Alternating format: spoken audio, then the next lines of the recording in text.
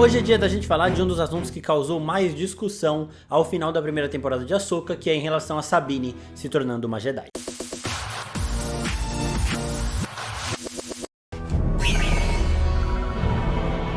The Darksaber.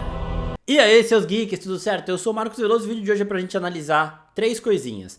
A história dos Mandalorianos com os Jedi, a história de Tarre Vizsla e a história de Sabine Wren, pra gente poder ver se os argumentos todos justificam ou não justificam isso tudo que tá acontecendo com a Sabine. Antes de eu começar a falar sobre isso, eu quero pedir pra vocês se inscreverem no canal, curtirem esse vídeo aqui e também recomendar a playlist de Ahsoka e de Star Wars no geral, porque se vocês gostam deste universo tem bastante conteúdo legal. Primeiro de tudo, durante toda a primeira temporada de Ahsoka, a série trabalha a Mandaloriana Sabine Wren para se tornar uma Jedi e no episódio final isso finalmente acontece, com ela usando a força e substituindo seus blasters pelo sabre de luz durante a batalha contra os Zombie Troopers. Então bora analisar toda essa história dos Mandalorianos em relação aos Jedi, junto com o arco completo da Sabine para ver se os argumentos fortalecem ou não essa narrativa. Então é legal a gente reparar que na série da Ahsoka, a Sabine ela passa por essa transição e no momento dessa batalha final, quando a Ahsoka, o Ezra e a Sabine começam a lutar contra os Troopers do Thrawn ali, a Ahsoka fala pra Sabine, ó, você ainda não tá, meio que fala assim, né, você ainda não tá pronta pra usar o sabre, então use os blasters, né, então ela vira pra Sabine e fala, Sabine, blaster, porque a Sabine não tava conseguindo se defender com o sabre, então ela começa a usar os blasters, só que chega um momento da batalha quando o Ezra tá encurralado, que a Sabine guarda os blasters, começa a usar o sabre de luz e deste momento em diante ela não para mais de usar o seu sabre. Sabine, blasters!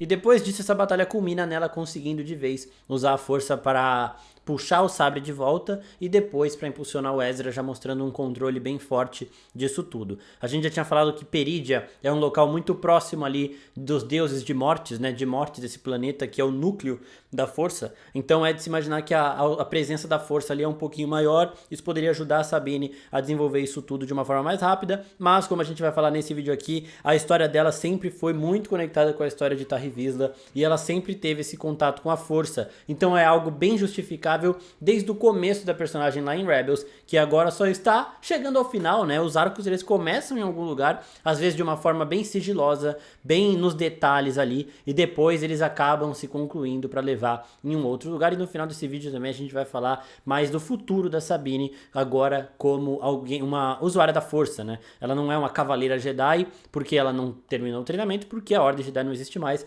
mas ela está ali nesse nível aí de usuários da força. Bom, primeiro vamos falar um pouquinho da relação dos Mandalorianos e dos Jedi. Lá na Velha República, diversos povos aí começaram a tentar a sua expansão, começaram a tentar ganhar mais poder, e os Mandalorianos eram um desses, e eles não conheciam nada sobre os Jedi. Então eles acabaram entrando em conflito, esses dois grupos guerreiros, e os Mandalorianos acabaram perdendo para os Jedi porque eles não conheciam os Jedi, então eles não sabiam dos poderes, eles não sabiam da força nem nada disso. E depois que eles sofrem essa primeira derrota, eles começam a usar toda a habilidade que eles têm na construção de armas e equipamentos para tentar replicar as habilidades dos Jedi em suas construções, usando a tecnologia para tentar simular essa magia que eles viram nos Jedi. Então eles começam a criar os jetpacks, começam a criar aquela cordinha que ajuda a puxar as armas e as armaduras de Beskar que são resistentes aos sabres de luz. E é também na Velha República que surge Tarre Vizsla, o primeiro Jedi Mandaloriano de toda a história, 1000 anos ali, cerca de 1000 anos antes dos acontecimentos de Rebels. Ele se torna um cavaleiro Jedi, manipulador da força e consegue trazer a paz entre os Jedi e os Mandalorianos por um tempo. E também, usando todo o conhecimento que os Mandalorianos têm na construção de armas, ele constrói um sabre de luz único, o Darksaber. The Darksaber, it belongs to you. No, it belongs to her. She can't take it. It must be won in battle. E desde o momento que o Tarre Vizsla morre, nunca mais houve um Jedi Mandaloriano. Nunca mais um Mandaloriano apresentou essa habilidade de manuseio da força para também começar o seu treinamento e se tornar futuramente um cavaleiro Jedi. E esse sabre de luz, o Darksaber, ele ficou em um templo Jedi ali guardado depois da morte do Tarre Vizsla. Só que aí o clã Vizsla invadiu este templo e roubou este sabre e começou a usá-lo como um símbolo de liderança. Nesse momento, o clã Vizsla conseguiu com o Darksaber, essa arma Jedi, uma arma lendária para os Mandalorianos, unificar todo o povo de Mandalor. E aí neste momento o Darksaber ficou mais como sendo um símbolo de liderança para os Mandalorianos do que a arma de um Jedi. Desde então os Mandalorianos começaram a empunhar este sabre, mas não como Jedi, sem o uso da força, né? Apenas mostrando quem era o líder daquela nação. Aí esse sabre de luz chegou à mão de Darth Maul, né? O Darth Maul, ele andou flertando ali com os Mandalorianos, ele queria poder, e ele chegou a governar os Mandalorianos em certo momento, traindo o pessoal do Olho da Morte ali nos eventos de Clone Wars. Então nesse momento ele consegue o Darksaber e ele fica com esse Darksaber até a gente chegar em Rebels. E em Rebels, quando a Sabine vai a Dathomir, ela sente o Darksaber, então ela é meio que atraída ao Darksaber, isso é bem legal, e ela pega o Darksaber ali que o Maul deixou largado, ele nem usava muito, assim, ele deixou ali em um templo que ele fez.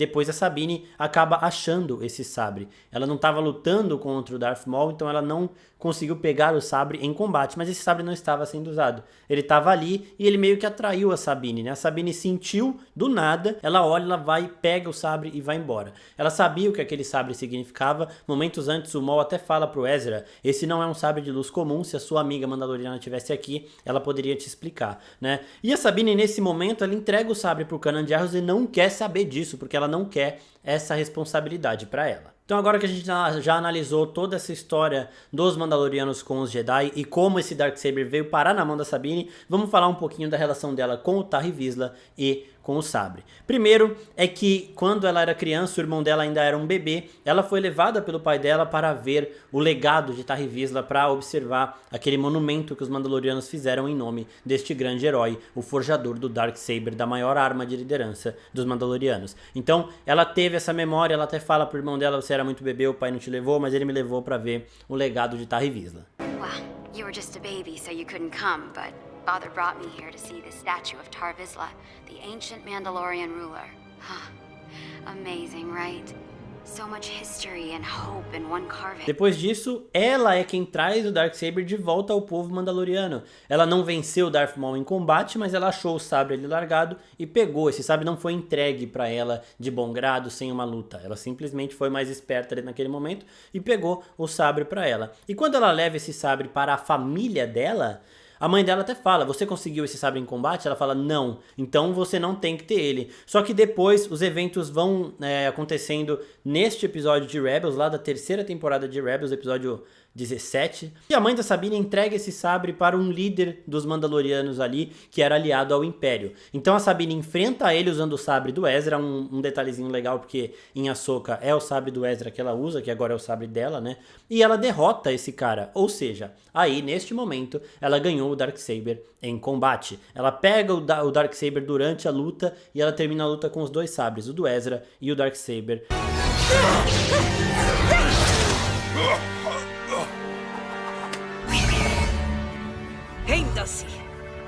E a Sabine tem algumas conversas muito interessantes com o Kanan Jarrus em relação a isso tudo, porque ele é o Jedi do pessoal de Rebels aí, da tripulação da Ghost, né? Então, ele é o Jedi que é marido da Hera Syndulla, que é o pai do Jacen, que a gente viu em Ahsoka, e ele treinou o Ezra Bridger, o Jedi que a gente conhece também em Ahsoka pela primeira vez em live action.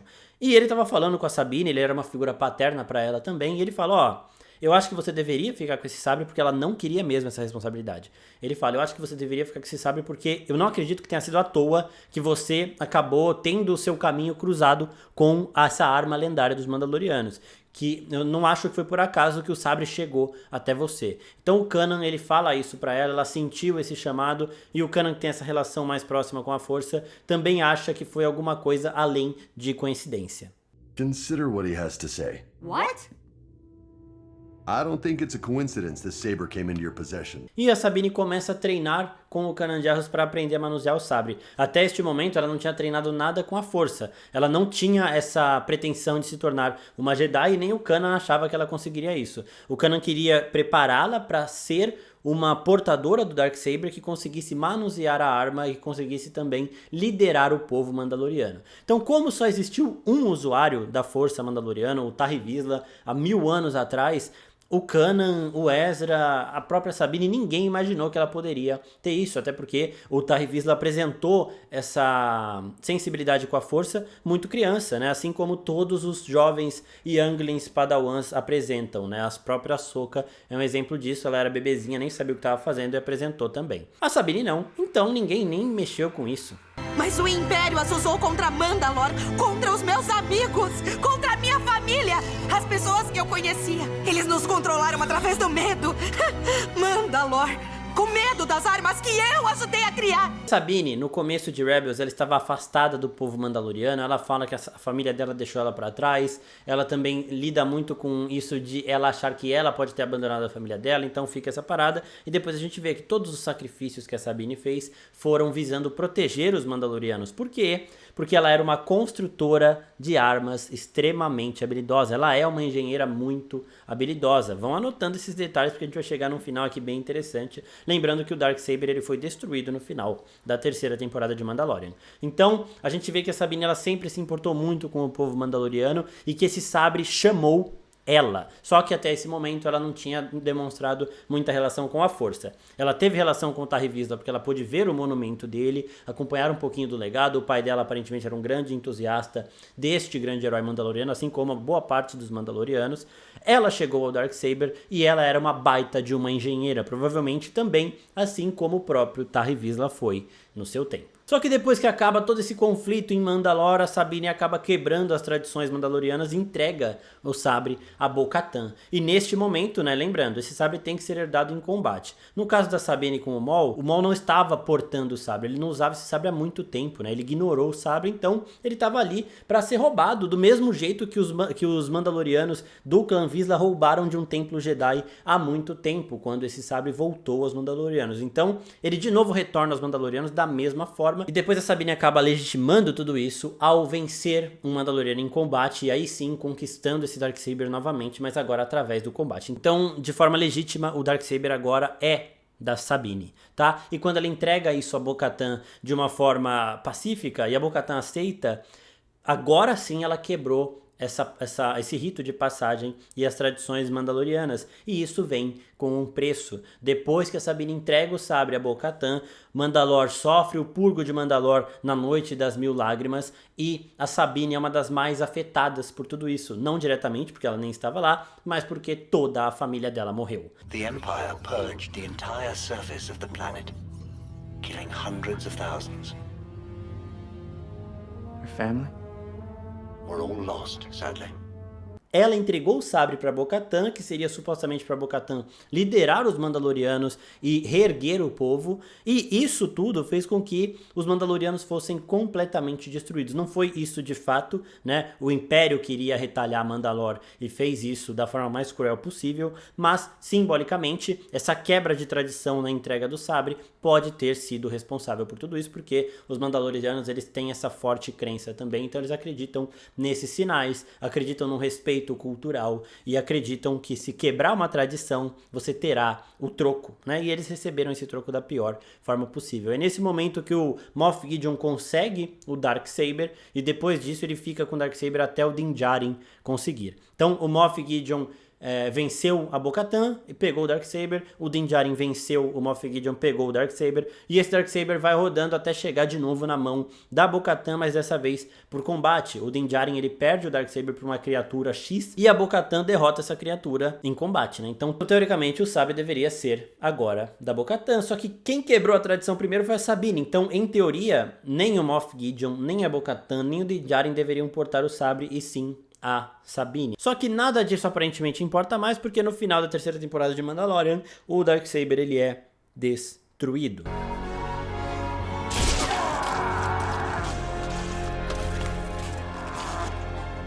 Então, no começo de Ahsoka, a gente vê que a Ahsoka tomou a Sabine como Padawan, muito porque ela já estava meio pronta, principalmente no treinamento do sabre. Ela não tinha nada de treinamento com a força, mas a Ahsoka explicou bem. A força vive em todas as formas de vida do universo, de todas as galáxias. Ela passa por nós, só que, claro, poucos são os seres que terão a sensibilidade de conseguir sentir isso de uma forma próxima, né, e conseguir manusear a força. Só que com um treinamento você conseguirá chegar nisso. A Sabine ela já teve diversos eventos singulares em relação com o Tarre Vizsla e também com a força. Quando ela está treinando, por exemplo, ela treina perto do Bendu, que é uma entidade que mostra a neutralidade da força, né, uma entidade próxima ao Ezra e ao Kanan. A Sabine acaba até despertando ele em certo momento, quando ela dá um chutinho ali, achando que era uma rocha, e o Bendu desperta. Então a Sabine ela teve essa relação com o Tarre Vizsla e com a força desde o começo. O sabre meio que chamou ela de primeiro momento. Só que ela nunca experimentou. Para ela isso tudo era apenas coincidências. São aqueles pequenos detalhes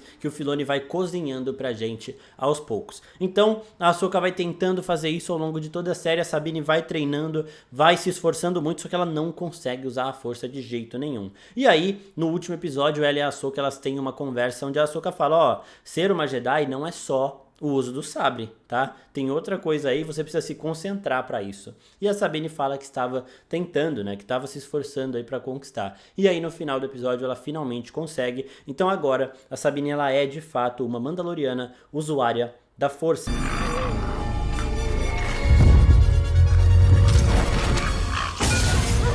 E isso faz sentido de acordo com tudo que o Filoni apresentou desde Rebels. Só que ela não é a única Mandaloriana atualmente que consegue manusear a força. Nós temos também em Mandalorian o próprio Grogu. Sempre bom lembrar que um Mandaloriano não é definido pelo nascimento dele. Não é assim, ou você nasce de uma família Mandaloriana ou você não é Mandaloriano. Não, os Mandalorianos eles são Mandalorianos por respeitar a cultura dos clãs de Mandalor, né? Então se você respeita essa cultura e é acolhido por esse povo, você se torna um Mandaloriano. O Din Djarin se tornou um dessa forma e o Grogu também. Então o Grogu ele é um usuário da força Mandaloriano e a Sabine Wren da mesma forma. Só que atualmente a Sabine Wren é a pessoa que deveria liderar esse povo, é a pessoa mais próxima a Tarre Vizsla e é a pessoa que deve reconstruir o Darksaber. Eu falei aqui no vídeo que ela é uma ótima engenheira. Ela inclusive teve suas armas usadas pelo Império para destruir o povo mandaloriano. É uma das coisas que ela mais se culpava, né, dessa habilidade dela extrema de construir essas armas poderosas, que foi uma habilidade usada contra ela, o que a gente vê na história real mesmo, né? Que são grandes mentes usando o seu conhecimento para criar algo inovador, algo que depois acaba saindo do controle e virando uma grande arma de destruição em massa.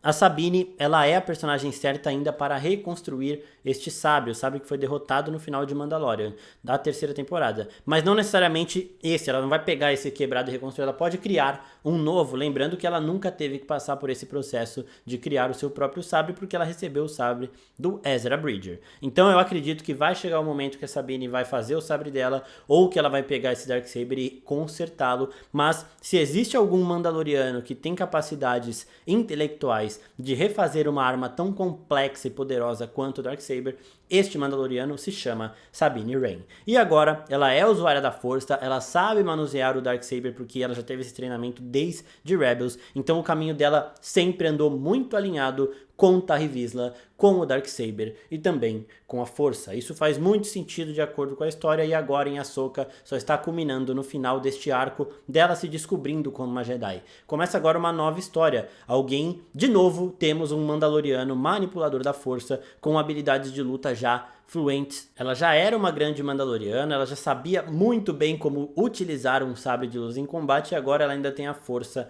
como aliada. O Grogu ainda tá bem no comecinho, ele ainda não conseguiria manusear um sabre de luz. Na força ele é muito mais sensível que a Sabine, até porque a espécie dele, assim como os Zephos, por exemplo, são seres que têm essa conexão com a força absurda. A gente conhece 3 seres da espécie do Grogu e estes 3 são exímios manipuladores da força. 2 faziam parte do Conselho Jedi, que era o Yoda e a Yadlin, e agora nós temos o Grogu, que é uma criança, considerado uma criança, né? Ele tem lá seus 50 anos, mas ele é considerado uma criança de acordo com o desenvolvimento da espécie dele, e também é um ótimo usuário da força. Então, no uso da força, na sensibilidade, o Grogu é mais experiente que a Sabine, mas em combate, em todos os outros atributos, a Sabine é mais experiente que ele, e pode chegar em algum momento bastante no futuro, né, com a Sabine já bem mais desenvolvida, já assim agora, sei lá, chegando no nível do Ezra, ou talvez até da Ahsoka eu acho um pouco difícil, mas não impossível, passando este Darksaber para o Grogu em algum momento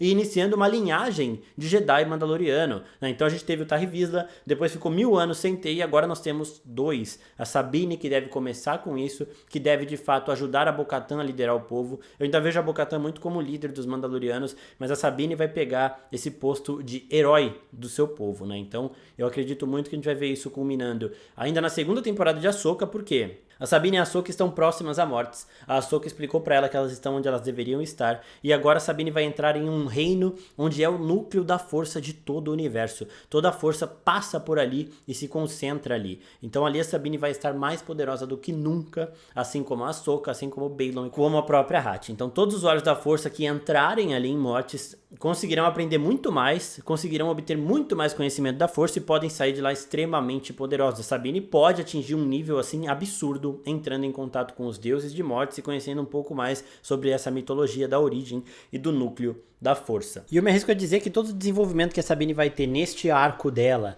indo a Mortis e depois com tudo que vai acontecer no filme do Dave Filoni, ela termine tudo isso com habilidade o suficiente para ser uma mentora para o Grogu, tanto como um Jedi quanto como um Mandaloriano. Então, a segunda temporada de Ahsoka deve sair antes desse filme, que deve ser lançado lá para 2027. Eu acredito que a segunda temporada de Ahsoka chega em 2025 no máximo. E essa segunda temporada pode aumentar muito o poder da Sabine em relação a um Jedi, né? Não existe mais Ordem Jedi, não existem Cavaleiros Jedi, mas um manipulador da força dessa forma, então é mais fácil a gente chamar de Jedi Mandaloriana, porque é basicamente isso que ela é. Então aguardem a segunda temporada de Ahsoka. A Sabine tem um papel muito importante, ainda tem muito a crescer nesse uso da força, e Mortis é o melhor lugar para isso acontecer. Em relação aos deuses de Mortis e aquele final que o Baylan Skoll estava perseguindo em Ahsoka, eu já comentei nesse vídeo que tá linkadinho aqui em cima, depois assistam também, que tá bem legal. Se você tem mais um detalhe que não foi falado nesse vídeo, ou ainda sobrou alguma dúvida em relação a Sabine, comente aqui embaixo, mas sim, faz muito sentido, e a obra sempre mostrou essa proximidade da Sabine com o Tarre Vizsla, com o Darksaber e até mesmo com a própria força. Espero que vocês tenham gostado, não se esquece de curtir, manda pro seu amigo que não gostou de ver a Sabine com a força aí, pra mostrar pra ele que isso tudo sempre esteve aí nas entrelinhas. E é isso, pessoal, muito obrigado, até a próxima. Tchau, tchau.